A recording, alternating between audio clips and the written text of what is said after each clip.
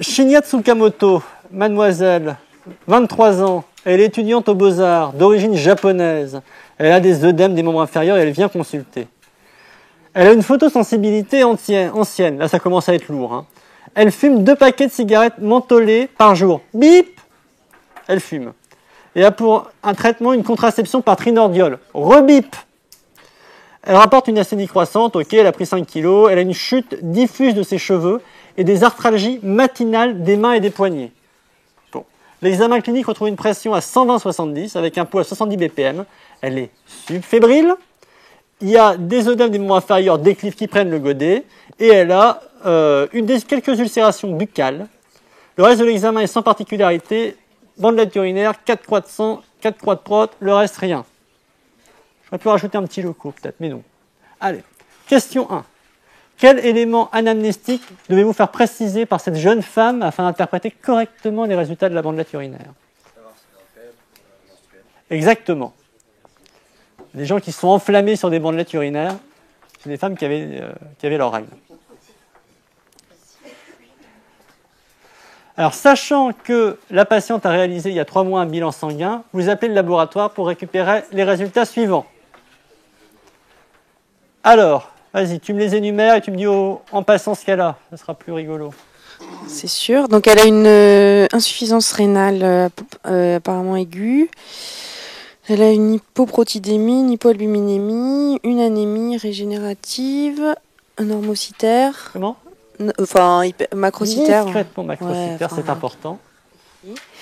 Les plaquettes sont bien, les infos c'est bon. Voilà. Ah, elle a encore un petit CRP, truc. CRP un peu élevé, c'est ça? Non, elle a elle a des neutrophiles, elle a des polynucléaires neutrophiles. Elle a elle est un peu lymphopénique, la cocotte. 500 de lymphocytes, c'est pas assez. Ah oui. 1000, 4000 les lymphos. Ouais. Et la CRP, elle est normale. Oh là là, c'est important. Donc, quel est ton diagnostic précis, maintenant que tu m'as dit tout ce qu'elle avait? Alors, moi, j'avais mis qu'elle avait un lupus. Oui. Et j'avais mis GNRP, mais avec ce qu'on a dit tout à l'heure, attends, je suis pas trop... vas-y, continue. Elle a un lupus. Il est comment? Il est chronique discoïde? Il est pernio? Il est, je sais pas, systémique. Non, lupus, érythémateux, disséminé, LES. Ouais. Hein. Et après, qu'est-ce qu'il y a d'autre? Avec une atteinte rénale. Alors, qu'est-ce qu'elle a comme atteinte rénale? Comment tu caractériserais? Oui, une insuffisance rénale, une glomérulopathie sûrement. Voilà, une probable glomérulopathie. Tu n'as pas la créate antérieure, mais tu redoutes un syndrome de glomérulonéphrite rapidement progressif chez une femme qui n'a pas d'antécédent, qui allait pas mal. D'accord. Elle a quoi d'autre? Elle a un syndrome de GNRP probable, mais tu n'es pas sûr. Elle a surtout un syndrome probable, même pas sûr. Elle est sûre, il n'est pas sûr, il n'est pas sûr. Probablement un syndrome néphrotique. Impur. L'albumine et la protidémie passent, inférieure à 30. Elle a plein de protéines dans les urines. Elle a une hématurie, donc c'est probablement impur. Bon. Et puis quoi d'autre? Dans les complications non néphrologiques, que tu m'as brillamment citées. Elle a l'anémie hémolytique auto-immune. Elle a probablement une anémie hémolytique auto-immune. Quelles sont les autres causes d'anémie dans le lupus? Le rein, l'insuffisance rénale. Insuffisance rénale, ok. Inflammatoire, oui. Ouais. Il y a les microangiopathies thrombotiques dans le lupus qui peuvent donner une anémie hémolytique avec des plaquettes généralement qui sont basses dans ce cas-là. Un test de Coombs qui sera négatif, la présence de schizocytes, et puis tout ce qui va avec, l'anémie hémolytique, et puis c'est tout. On va rester simple. Donc, cette patiente présente un lupus érythémateux aigu disséminé. Elle a 5 critères de Lara. Des ulcérations buccales en sont. Avec l'anémie hémolytique probablement auto-immune et une glomérulonéphrite lupique qui a l'air pas... J'avais mis avec probable syndrome de GNRP et syndrome néphrotique impur. Quelles explorations complémentaires réalisez-vous et dans quel délai? Alors tu me dis à chaque fois pourquoi tu les fais, parce que sinon c'est chiant comme question.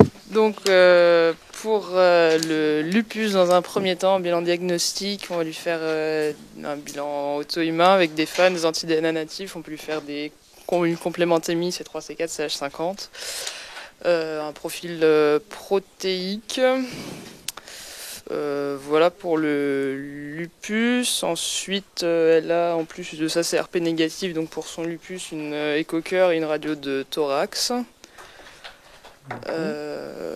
Voilà. Ensuite, pour son atteinte, pour son atteinte, enfin son anémie, on va lui faire un Coombs direct. Oui. Pour ensuite et un gros présus RAI pour un bilan pré-transfusionnel. Et Oui, puis, mais et le puis- Coombs, c'est pour dire qu'elle est auto-immune. Oui. C'est pour dire qu'elle est hémolytique. Ah, on va lui faire des LDH, des schizocides. Enfin non. LDH, apto, mais tout ça c'est dans le profil protéique. Mais Ou alors ça, non. Non. Pour moi, j'avais compris. Alors, quand tu dis profil protéique, c'est un terme foireux d'examen de laboratoire en package dans les hôpitaux. Je pensais que tu voulais dire électrophorèse des protéines sériques. Donc, sinon, tu mets les examens parce que ça fait tout ce qu'il y a dans le profil protéique de l'hôpital Tenon. D'accord, donc apto, anémie, hémolytique, apto, LDH, bilirubine, libre et conjugué, auto-immune, test de Coombs. Direct. Ok. ensuite, pour son atteinte rénale, je pense qu'il faut faire une échographie rénale. Indiscutable, insuffisance rénale, échographie. Voilà, et puis non, on avait l'urée-la-créate, je crois, donc, mais on peut lui redoser parce que c'était il y a 3 jours, donc on peut redoser urée-créate, et puis ionogramme sanguin, ionogramme urinaire. C'est tout? Et puis on peut discuter peut-être une ponction biopsie rénale, c'est pas qu'on discute. même on l'a fait, quoi. Tu as deux indications, tu as trois indications formelles de ponction biopsie rénale. Tu as un syndrome de glomérulonéphrite rapidement progressif probable, un syndrome néphrotique impur chez un adulte, enfin un syndrome néphrotique chez un adulte, boum, sans autre cause, et une lupique qui a du sang et des protéines dans les urines. Ça fait beaucoup, donc elle ne sort pas, elle reste à l'hôpital et on la biopsie, il faut que ça apparaisse dans la case, franc et massif. Si possible, avant éventuellement l'électrophorèse des protéines sériques. Mais ça, à la limite, biopsie rénale, fondamentale. Bon. Parfait. Écoute, il n'y a pas grand-chose de plus. De côté, après on pourra ajouter plein de choses, mais de côté d'important, le bilan diagnostique positif, lupus, anémie hémolytique auto-immune, le syndrome néphrotique, on lui fera l'albuminémie, l'albumine, et diagnostic de gravité, la ponction biopsie rénale, fondamentale. Ensuite, le TCA est augmenté à 60 secondes pour un témoin à 32 secondes, alors que les TP et les plaquettes sont normaux. Quelles sont les causes potentielles de ce profil? Alors, ça peut être des déficits en facteurs de la coagulation, le 9, le 8, le 12, le 11. Voilà, ça peut être un anticoagulant. Il en manque un là, je crois. T'as dit quoi, le 9, 8. Ah, oui, 9, 8, j'avais pas entendu. D'accord, 9, 8. 11, 12. Ouais, ok. Je pense que c'est bon. Ça s'appelle comment, 9 et 8? Bah, hémophilie A et B. Enfin, après, c'est... Oui. Bah, voilà, d'accord. Et sinon, ça peut être un anticoagulant circulant.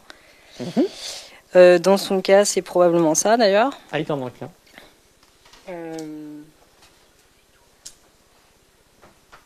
Une maladie de Villebrand. Ouais.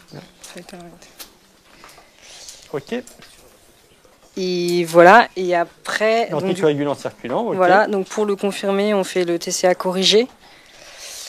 Oui, l'adjonction, la test de correction du TCA par adjonction de plasma témoin. Si on a un anticoagulant circulant, ça ne va pas corriger, puisque l'anticorps va toujours bloquer la thrombine, enfin le complexe de la thrombine. Si on a un déficit quantitatif ou qualitatif, l'apport de facteurs exogènes va corriger le déficit. Ok, imparable. Qu'est-ce que tu penses que c'est là? Eh ben, un syndrome des antiphospholipides associés. Ah, Un anticoagulant circulant. c'est un anticoagulant circulant. Du pic. Pourquoi est-ce qu'on ne peut pas dire syndrome des antiphospholipides? Parce qu'elle n'a pas eu d'antécédent thrombotique. Elle n'a pas d'antécédent thrombotique, mais elle va en avoir de perte de couche. Non, je ne crois pas. Bon, et alors, est-ce que cet allongement du TCA, d'accord, qu'est-ce que tu dis? Est-ce que tu lui as biopsie ou pas? Eh oui, on l'a biopsie, parce que ce n'est pas associé à un risque hémorragique. Tout à fait. Alors, Donc, à la biopsie, donc, il y a une classe 4 qui veut dire qu'elle a une glomérulonéphrite diffuse, proliférative, et une classe 5 qui est une GEM. Extramembraneuse. Oui. Et donc, une activité de 100%, c'est que ça touche, je pense, 100% des glomérules. Ouais, ils sont tous actifs. Et puis, voilà. Il manque un petit truc pour faire chic où tu gagnes quelques points. La classification. Non, on s'en fout de la classification. T'as dit ce que c'était, c'est très bien. Et la conséquence que t'en tires. Que c'est grave et qu'il faut la traiter. Exactement. Alors, je vous le redis. Donc la classification du lupus a discrètement changé en 2003. Bon, voilà, je vous ai donné les références. C'est pas INS, c'est ISN pour International Society of Nephrology. Et RPS, c'est la Renal Pathologic Society. Voilà, bon, on s'en fout. Classe 4. Donc, classe 4, c'est une proliférative diffuse. Ça veut dire que plus de 50% des glomérules sont atteints par une prolifération endocapillaire, plus ou moins extracapillaire. 3, c'est moins de 50% des glomérules atteints. Bon. 5, c'est la glomérulonéphrite extramembraneuse. Donc, elle a à la fois des dépôts extramembraneux sur la majorité des glomérules, plus une proliférative. C'est un classique, c'est quand elle va pas bien. Et il n'y a pas de lésion chronique et d'activité. La classe 4 et la classe 3 sont des indications formelles et indiscutables d'un traitement immunosuppresseur lourd. Corticoïdes endoxants. Ça, vous n'allez pas le savoir, mais il faut savoir que les classes 3 et 4, c'est les graves. Bon, d'ailleurs, et puis donc, c'est bon, c'est tout. Question 6. D'ailleurs, vous posez tellement vous êtes fort l'indication d'un traitement immunosuppresseur. D'accord. Donc, attention, patient sous immunosuppresseur. Tip, tip, tip. Ne pas oublier. Quel sera le reste de votre traitement? Qui s'y colle? Ah, parfait, allons-y. Alors, il y a les mesures associées à chacun de ces deux traitements, déjà. Vas-y. Donc, pour la corticothérapie, le bilan préthérapeutique, avec recherche d'infection, etc. Le régime désodé, pauvre en graisse, pauvre en sucre rapide, riche en potassium et riche en protides. Une supplémentation potassique si besoin, une supplémentation vitamino-calcique, on fait une ostéodensitométrie et on donne des biphosphonates s'il y a une ostéopénie. Ouais, parce qu'elle n'est pas ménopausée, sauf qu'avec la réserve sur les biphosphonates dans l'insuffisance rénale, mais bon.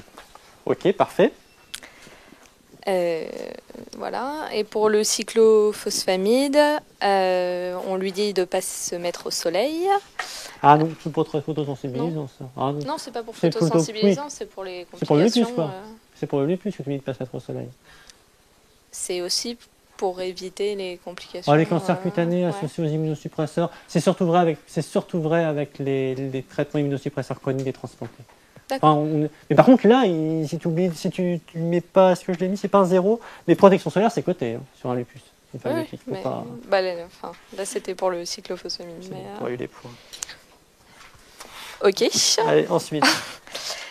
Ensuite, est-ce qu'on peut discuter de lui mettre du plaquenil, vu qu'elle a quand même l'alopécie On s'emmerde pas, tous les lupus, plaquenil. D'accord, donc plaquenil. C'est simple. Avec le bilan pré-plaquenil visuel et la surveillance. Après, l'éducation de la patiente. D'accord. Donc pas de soleil. On va changer sa contraception. Ah, ça t'évite le 0 à la question, c'est bien quand même. Arrête des œstroprogestatifs. On remplace par un macroprogestatif ou l'acétate de cyprotérone, non?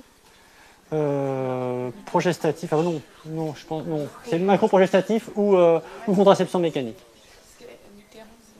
L'utérance, c'est un macroprog. Oui, mais l'androcure, l'acétate de cyprotérone, c'est un anti-androgène et il y a des risques vasculaires associés. Ok. C'est pas bon, je pense. Bon. Voilà. Alors, est-ce qu'on met de l'aspirine ou pas? C'est discuter quand il y a des taux d'anticoagulants lupiques, qu'elles n'ont pas thrombosé, on a tendance à en mettre, mais vous en foutez.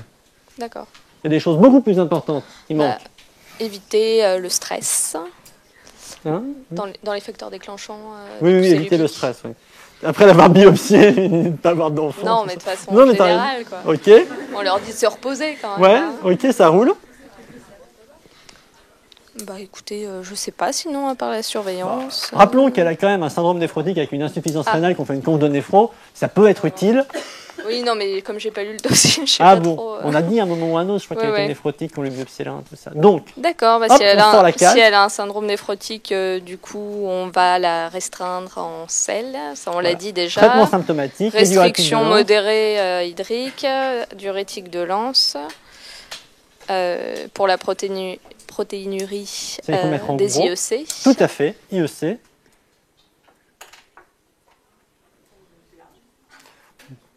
Bon, hypocholestérolémiant au besoin. Il vous manquait, bon, je ne l'ai pas coté, endoxan, c'est une déficit hémorragique, on leur donne un protecteur qui s'appelle du Mesna. Bon. Et est-ce qu'il y avait d'autres choses importantes? L'arrêt du tabac, tu l'avais dit, oui. Elle fume, d'accord. Oui, elle fume, donc l'arrêt du tabac. Bon, donc, n'oubliez pas, dans un lupus, les conneries que vous pouvez faire à part l'arrêt du tabac, c'est la protection solaire. Ça, c'est important. Changer les ostroproges, plaquenil pour tout le monde. L'évolution est favorable. Ah, enfin, encore un peu de réa.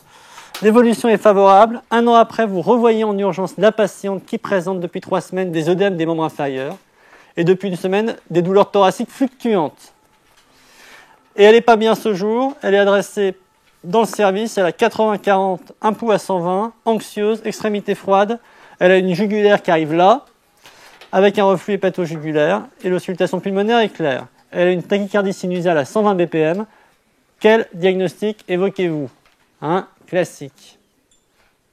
Avec un S, le diagnostic. Alors j'avais commencé par évoquer la tamponnade, enfin péricardite compliquée d'une tamponnade. Tout à fait. Le P. L'embolie pulmonaire. Allez, les insuffisances cardiaques droite aiguë. Il y en a 2 autres. Plus rare, pas dans le contexte, mais il y en a 2 autres. L'infarctus du VD, c'est une cause d'insuffisance cardiaque droite aiguë, et la rupture septale, les complications d'infarctus. Ça, c'est un sous-cortical. Un mec, c'est important parce que bon, il faut un mec qui arrive avec un choc droit, il faut savoir avoir ces 4 diagnostics en tête. C'est l'écoqueur qui va trancher, bien sûr, mais il faut les avoir. Bon. Et donc, elle est en choc cardiogénique droit. Et là, qu'est-ce qu'on fait? Je l'avais hospitalisée en urgence, COP, pose de voie veineuse, et puis surtout, je lui ai fait une écho pour avoir le diagnostic, Exactement. Pour éliminer cardiaque en urgence, ou à défaut, on peut faire le scanner, je scanne, parce que tu vois la péricardite et tu vois le P. Mais c'est l'écho, on est dans le meilleur hôpital de la Terre, tu as un échographiste performant, et où elle a une HTAP, ou elle a un épanchement péricardique. Tu la remplis. Un cœur droit se remplit. Donc, le temps que l'échographiste arrive en galopant, ou le réanimateur, tu la remplis.